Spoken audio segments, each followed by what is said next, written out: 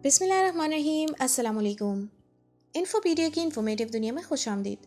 नाज़रीन, दुनिया की बड़ी बड़ी बिल्डिंग्स और पानी पर खड़े आलीशान पुलों को देखकर यही सवाल जहन में आता है कि कैसे इन आर्किटेक्ट्स और इंजीनियर्स ने इन शाहकारों को मुमकिन कर दिखाया। लेकिन इन शाहकारों में सबसे हैरत अंगेज वो पुल हैं जो दरियाओं और समंदरों पर बनाए जाते हैं। इन पुलों को देखकर यही जहन में आता है कि इतने गहरे पानी में आखिर ये पुल कैसे तामीर किए गए। पानी पर बनाए गए पुल हमारी जिंदगी का एक अहम हिस्सा है, क्योंकि अगर ये पुल ना होते तो दुनिया में कई शहर, कई गांव एक दूसरे से लाताल्लुक ही रहते। इन पुलों पर गुजरकर हम अपना वक्त और ईंधन दोनों ही बचा लेते हैं। पानी के ऊपर बने बड़े बड़े पुलों की तामीरात के दौरान इंजीनियर्स के लिए सबसे मुश्किल चैलेंज खुद पानी होता है। हम पता नहीं कितने पुलों के ऊपर से रोजाना गुजरते हैं, लेकिन हम में से ज्यादातर लोग इसमें छुपे तामीर के शाहकार को बिल्कुल भी ध्यान नहीं देते। पुल की तामीर किसी भी इमारत की तामीर के मुकाबले में ज्यादा मुश्किल होती है, क्योंकि इमारत का बोझ तो मुस्तहकम रहता है, जबकि पुल का बोझ कभी भी एक जैसा नहीं रहता। किसी भी पुल को हर रोज लाखों टन वजन बर्दाश्त करना पड़ता है, और वो भी गाड़ियों, ट्रकों और मोटर बाइक्स का बोझ जो एक जगह से दूसरी जगह जा रहा हो। जैसे जैसे आबादी बढ़ती जा रही है, वैसे वैसे पुल और फ्लाईओवर्स की अहमियत भी बढ़ती जा रही है, और ये अहमियत उस वक्त पर मजीद बढ़ जाती है जब पुल जमीन पर नहीं बल्कि पानी के ऊपर बने हों।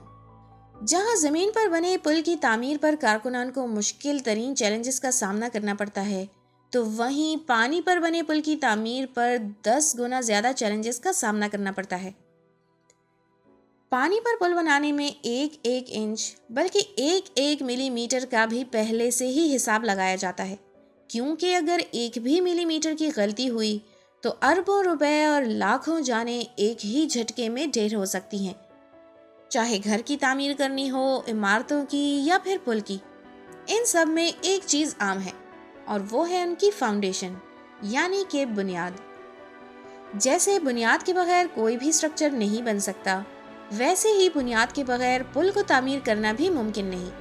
अब सवाल ये उठता है कि गहरे समंदर और दरिया पर बने पुल की बुनियाद तो पानी के अंदर होती है, लेकिन पानी के अंदर ये बुनियाद बनाई कैसे जाती है?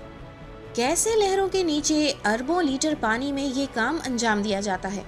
और समंदर के अंदर बनी बुनियादें कैसे इतनी मजबूत होती हैं जो पानी और लहरों के प्रेशर में भी एकदम मजबूती से पकड़े रहती हैं? तो चलिए हम आपको बताते हैं। पानी में कंस्ट्रक्शन करने के लिए इंजीनियर्स का सबसे पहला काम होता है पानी की गहराई देखना, और साथ साथ पानी के नीचे जो ज़मीन है उसके बारे में तमाम मालूमात इकट्ठी करना। पानी की गहराई कितनी है और पानी के नीचे ज़मीन पथरीली है या रेतीली, ये मालूमात हासिल करने के लिए प्रोफेशनल गौताखोर समंदर के नीचे तक जाते हैं, और कई हफ्तों तक मालूमात इकट्ठी करने का काम जारी रहता है। अगर पानी कम होगा तो बुनियाद की कंस्ट्रक्शन भी आसान होगी, लेकिन अगर पानी गहरा निकला तो वर्कर्स की जान को खतरा भी होगा, और साथ साथ तामीराती लागत और मेहनत दोनों 10 गुना ज्यादा बढ़ जाएंगे। स्ट्रक्चर को बनाने के लिए पानी को उस जगह से हटाया जाता है, चाहे पानी कितना भी गहरा क्यों ना हो। जिस जगह बुनियाद बनानी होती है उस जगह से पानी हटाना पड़ता है, लेकिन इतना गहरा पानी आखिर हटाया कैसे जाए? इंजीनियर्स ने इसके भी 3 तरीके निकाल रखे हैं। सबसे पहला और सबसे पुराना तरीका कोफर डैम कहलाता है, यानी जिस जगह तामीर करनी होती है उस जगह पर चारों तरफ इतनी मिट्टी डाल दी जाती है कि वो पानी के लेवल से भी ऊपर हो जाए। जब चारों अतराफ ब्लॉक हो जाती हैं तो बीच से पानी निकालकर उसको खुश्क कर लिया जाता है, जहां तामीर का काम अब आराम से किया जा सकता है। लेकिन अक्सर ऐसा भी होता है कि चारों अतराफ पर डाली गई मिट्टी नरम हो जाती है और पानी का प्रेशर डैम को तोड़कर बुनियाद रखने वाली अतराफ में दाखिल हो जाता है, जिसकी वजह से वर्कर्स की जान को भी खतरा रहता है। इस मसले से निपटने के लिए कोफर डैम मिट्टी से नहीं बल्कि लोहे की शीट से बनाया जाता है, यानी लोहे की शीट्स एक एक करके मशीन की मदद से पानी के अंदर डाली जाती हैं और एक मजबूत दीवार बन जाती है। बुनियाद का काम खत्म होने पर कोफर डैम को हटा दिया जाता है। बुनियाद बनाने का दूसरा तरीका कैसन कहलाया जाता है। इस तरीके में बुनियाद पहले से जमीन पर बनाई जाती है और फिर इसको किसी बहरी जहाज की मदद से उस जगह पहुंचाया जाता है जहां उसको इंस्टॉल करना होता है। अब चैलेंज होता है उसको पानी के अंदर डालने का। کیونکہ یہ بنیاد ایک باکس جیسی ہوتی ہے جو نیچے سے بند اور اوپر سے کھلی ہوتی ہے۔ یہ بنیاد پانی کے اوپر تیر نہ سکے، اس کے لیے انجینئرز کے پاس ایک طریقہ ہوتا ہے۔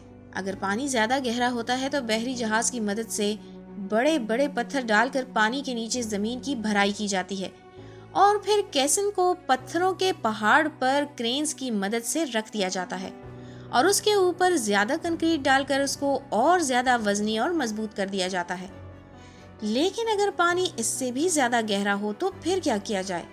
اس کے لیے بنیاد بنانے کا تیسرا طریقہ استعمال کیا جاتا ہے، جس کو بیٹرڈ پائلز بھی کہا جاتا ہے۔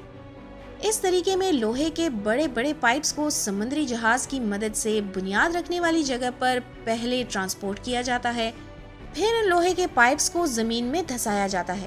لیکن دھسانے کا یہ کام ممکن کیسے ہوگا؟ لوہے کے پائپس اتنے ہلکے تو ہوتے نہیں کہ ان کو اتنی آرام سے زمین کے اندر دھسایا جا سکے، کیونکہ ایک ایک پائپ ہزاروں من وزنی ہوتا ہے۔ اس کے لیے خاص قسم کے بڑے بڑے ہتھوڑے بحری جہاز کے اوپر انسٹال کر کے بنیاد رکھنے والی سائٹ پر منگوائے جاتے ہیں، جو ان پائپس کو لگاتار ضرب لگا لگا کر اتنا زیادہ دھسا دیتے ہیں کہ اب بڑی بڑی لہریں ہوں یا سمندری طوفان ان پائپس کو 1 ملی میٹر بھی ادھر سے ادھر نہیں کر سکتے۔ اس کے بعد پانی کے بیچوں بیچ ایک مضبوط اور ٹھوس بنیاد تیار ہو جاتی ہے جس کے اوپر پل کی کنسٹرکشن کی جا سکتی ہے۔ لیکن یہ سب اتنا آسان بھی نہیں ہوتا۔ اس طریقہ کار میں سالوں کی محنت اور کئی جانیں بھی چلی جاتی ہیں، اور اسی محنت کے بعد یہ عظیم الشان پل ہماری آنکھوں کے سامنے ہوتے ہیں، جن پر گزر کر ہم اپنی منزل تک پہنچ جاتے ہیں۔